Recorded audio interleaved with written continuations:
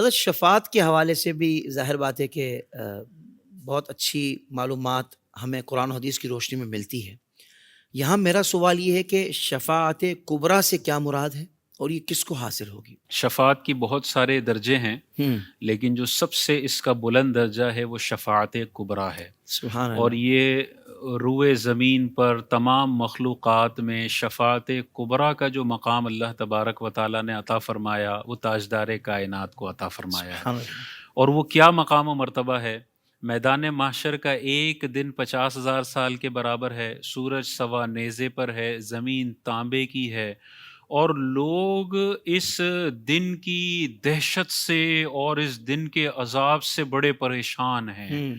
اور ساری مخلوقات جائیں گے حضرت آدم علیہ السلام کے پاس، وہ کہیں گے آج اس منصب پر میں فائز نہیں ہوں، کسی اور کے پاس جائیں اور مدد کا مطالبہ کریں۔ اللہ اکبر۔ اب علماء یہاں پر ایک اور نقطہ بتاتے ہیں، یہ شفاعت کی ساری حدیثیں دنیا میں ہم نے پڑھی ہوئی ہیں نا، ہمیں پتہ ہے کہ آدم نے اس دن مدد نہیں کرنی، ابراہیم نے کہنا ہے اذهبوا الی غیری، موسیٰ نے کہنا اذهبوا الی غیری، میرے علاوہ کسی اور کے پاس جاؤ، کسی اور کے پاس جاؤ، کسی اور کے پاس جاؤ۔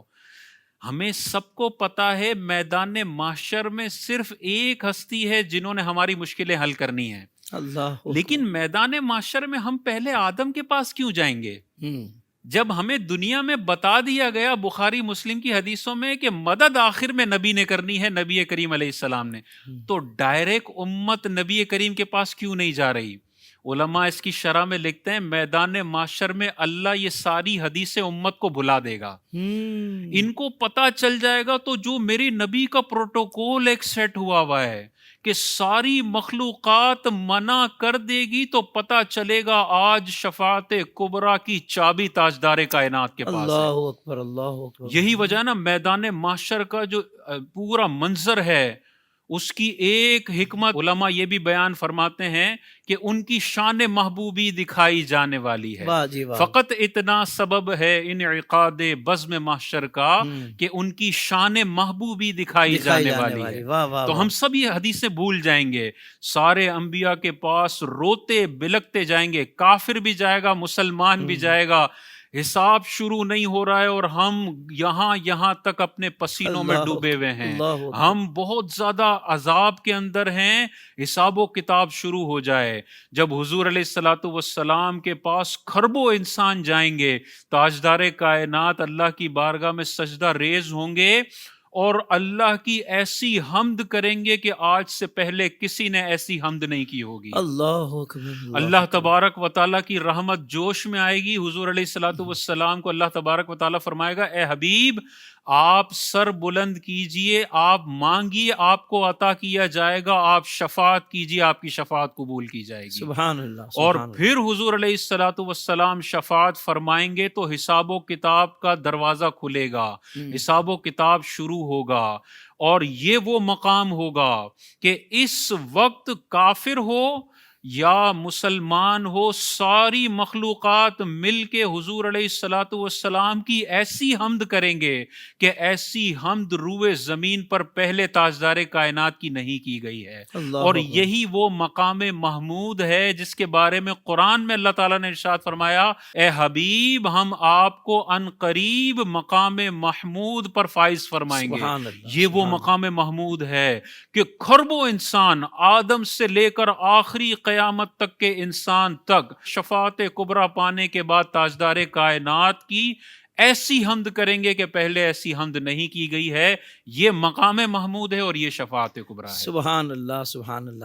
علامہ صاحب شفاعت کبریٰ کے حوالے سے تو آپ نے بہت ہی کمال گفتگو فرمائی ہے، مزید شفاعت کی کون کون سی اقسام ہیں، وہ کون کریں گے اور کس کو حاصل ہوگی، یہ ارشاد فرما دیں۔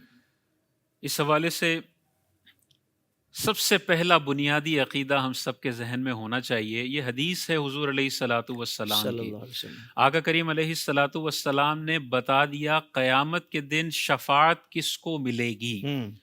یہ عقیدہ اپنے پلو سے باندھ لینے والا ہے۔ حضور علیہ السلام نے ارشاد فرمایا میری شفاعت قیامت کے دن اس بندے کو ملے گی جو دنیا میں میری شفاعت کو حق مانتا ہوگا. سبحان اللہ، جس سبحان کا اللہ. عقیدہ دنیا میں ہے کہ شفاعت کوئی چیز نہیں ہوتی اور شفاعت نہیں ملے گی، وہ صحیح بول رہا ہے. اسے میدان معاشر میں حضور کی شفاعت نہیں ملے گی. یہ اللہ اکبر. تاجدار کائنات نے فرما دیا. جو یقین نہیں رکھتا ہے میدان معاشر میں اسے نبی کی شفاعت نہیں ملے گی. اللہ دیکھیں اکبر. اعلیٰ حضرت امام اہل سنت نے ارشاد فرما دیا، وہ جہنم میں گیا جو ان سے مستغنی ہوا ہے خلیل اللہ کو حاجت رسول اللہ کی. واہ واہ. میدان محشر میں سارے انبیاء کو رسول کی حاجت ہے. دنیا میں اگر کوئی کہتا ہے مجھے ضرورت نہیں ہے، میں مستغنی ہوں، وہ دنیا میں بھی ذلت اس کا مقدر ہے اور آخرت میں بھی وہ ذلیل ہوگا. اعلیٰ حضرت نے اسی حدیث کے حوالے سے ایک اور پیارا شعر لکھا. آپ نے ارشاد فرمایا، آج لے ان کی پناہ، آج مدد مانگ ان سے، پھر نہ مانیں گے قیامت میں اگر مان گیا. اگر تو قیامت میں مان گیا پھر تجھے شفاعت نہیں ملے گی. آج ماننا ہے کہ میدان معاشر میں ہمارے نبی شفاعت فرمائیں گے. اس حدیث کی روشنی میں اعلیٰ حضرت ایک دعا کیا کرتے تھے. وہ کیا دعا ہے؟ یہ دعا ہمیں بھی شامل اپنی دعاؤں میں رکھنا چاہیے. جو دعا اعلیٰ حضرت نے ساری زندگی مانگنے کی کوشش کی. وہ کیا دعا ہے؟ آپ ارشاد فرماتے ہیں، یا اللہ تو جانتا ہے ہم تیرے حبیب محمد مصطفیٰ صلی اللہ علیہ وسلم کی شفاعت پر ایمان لائے ہیں. اے اللہ عز و جل ہمیں دنیا اور آخرت میں لائق شفاعت بنا دے. یہ دعا ہمیشہ کرنی چاہیے. یا اللہ میں تیرے حبیب کی شفاعت پر سچے دل سے ایمان لاتا ہوں، مجھے دنیا میں بھی اور آخرت میں بھی لائق شفاعت بنا دے. اور جب روضہ رسول پر جائیں تو اسألک الشفاعت یا رسول اللہ، یا رسول اللہ میں آپ سے آپ کی شفاعت مانگتا ہوں. میدان محشر میں اپنے رحمت بھرے ہاتھوں سے مجھے حوض کوثر کے چھلکتے ہوئے جام بھی پلا دیجئے گا اور پل صراط بھی بجلی کی تیزی کے ساتھ پار کروا کے جنت میں اپنا پڑوس عطا فرما دیجئے گا. سبحان اللہ. مجھے سید اعلیٰ حضرت کا وہ کلام جو آج کل میں محفل میں پڑھ رہا ہوں کہ حرز جاں ذکر شفاعت کیجیے، ماشاءاللہ، نار سے بچنے کی صورت کیجیے، اور اس کا مقطع ہے کہ جو نہ بھولا ہم غریبوں کو رضا، یاد اس کی اپنی عادت کیجیے. ماشاءاللہ. یعنی یہاں تو سید اعلیٰ حضرت نے پورا کلام اس پر، جیسے آپ نے کہا نا کہ قرآن و حدیث کی روشنی میں ہی آپ کلام کہتے ہیں، بلکہ بعض اوقات تو وہ احادیث طیبہ کو سمجھانے کے لیے اس کو پورے شعر میں اس کو باندھ دیتے ہیں. جی ایک اور شعر جو اسی حوالے سے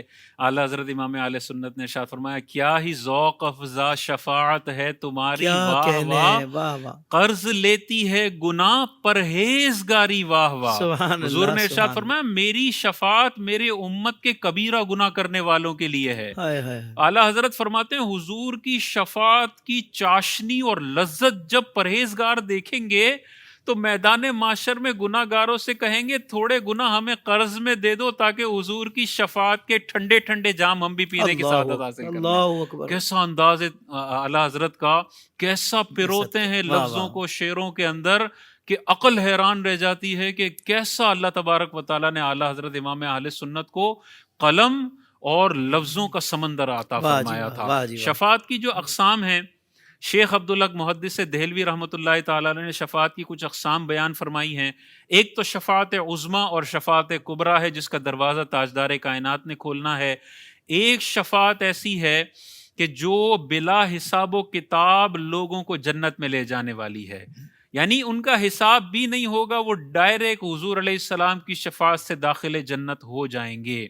تیسری شفاعت ان کے لیے ہے جن کا حساب ہوگا اور پلڑے میں نیکیاں اور گناہ برابر ہو جائیں گے تو تاجدار کائنات کی شفاعت سے نیکیوں کا پلڑا بھاری ہو جائے گا اور وہ داخل جنت ہو جائیں گے.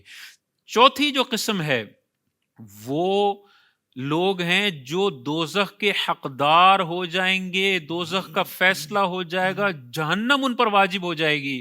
تاجدار کائنات اللہ کی بارگاہ میں ان کی سفارش کریں گے اور واجب جہنم ہونے کے باوجود ان کا داخلہ جنت میں ہو جائے گا.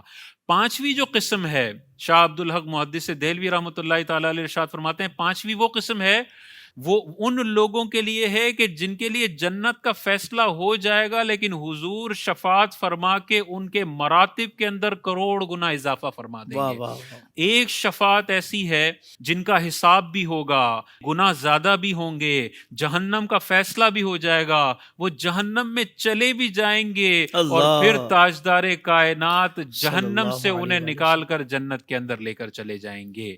اور آخری بات اس میں یہ ہے کہ یہ شفاعت اسی کو ملے گی جو ایمان کی حالت میں اس دنیا سے رخصت ہوا ہے۔ اگر کوئی یہ عقیدہ رکھتا ہے کہ بھر بھر کے گناہ کرو، میدان معاشر میں حضور شفاعت کر لیں گے، اگر گناہ کرتے وقت اس کے ذہن میں ہے، یہ شفاعت کا غلط نظریہ اس نے اپنے ذہن میں رکھا ہوا ہے۔ جو اتنی سرکشی کے ساتھ گناہ کر رہا ہے کہ کر لیتا ہوں اللہ تعالیٰ تو معاف فرما دے گا، ایسے بندوں کے ایمان کا بڑا خطرہ ہے۔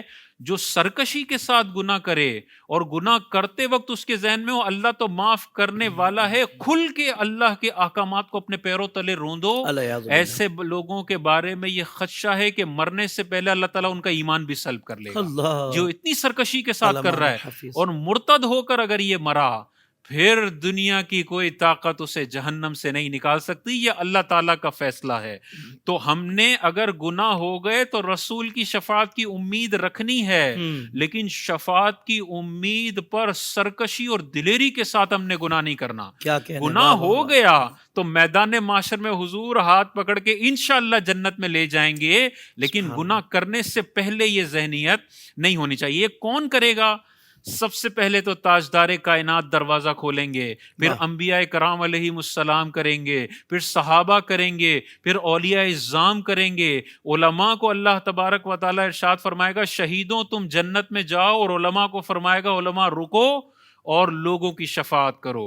قرآن سبحان جس اللہ، کو یاد ہے وہ شفاعت کرے گا، قرآن خود اپنے پڑھنے والے کی شفاعت کرے گا۔ سبحان اللہ، اسی طرح سبحان اللہ، کچا بچہ جو مر گیا ہے، دنیا میں اگر اس کے ماں باپ نے صبر کا مظاہرہ کیا، زبان پہ شکوہ شکایت نہیں لائے، پہلا بچہ مر گیا، دوسرا مر گیا، تیسرا مر گیا، کبھی بھی زبان پہ شکوہ شکایت نہیں لائے، یہ تینوں کچے بچے میدان محشر میں اللہ کی بارگاہ میں دعا کریں گے، یا اللہ میرے ماں باپ کو جنت میں داخلہ عطا فرما دے۔ سبحان یہ اللہ، بچہ ہے، اللہ تعالیٰ اس کی دعا یقیناً قبول فرمائے گا اور والدین جنت میں داخل ہو جائیں گے۔ سبحان اللہ۔